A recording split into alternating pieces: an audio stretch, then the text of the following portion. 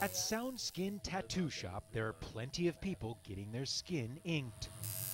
Business is good, and the expectation of people here is that it's about to get even better thanks to President Donald Trump. The president promised his tax cut legislation will mean more money in the hands of millions of Americans. And that is one of the many reasons the owner of the shop has no doubt about this president.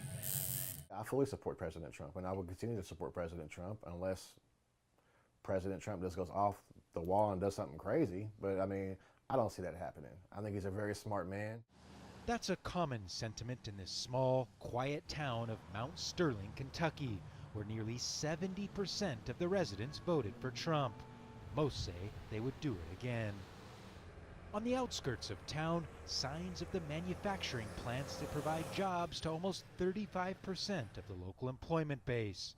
After one major plant closed down last year, Trump's America First call to keep manufacturing jobs in the U.S. resonated even more. We'd like to retain those jobs here and keep the wages and the money here in our country. Here, Trump is still seen as the best hope to do just that. While clearly many people here in Mount Sterling still support President Trump, not everybody does, particularly African Americans, a group that Trump has directly challenged during the campaign.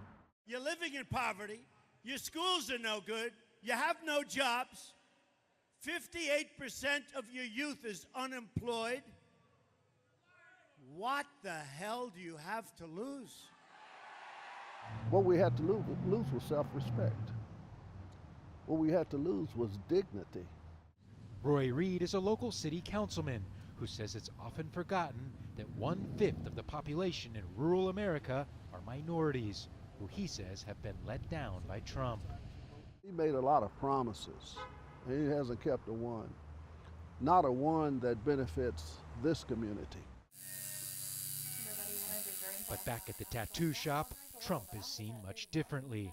Their support remains permanent, just like the ink under the skin. Gabriel Zondo, Al Jazeera, Mount Sterling, Kentucky.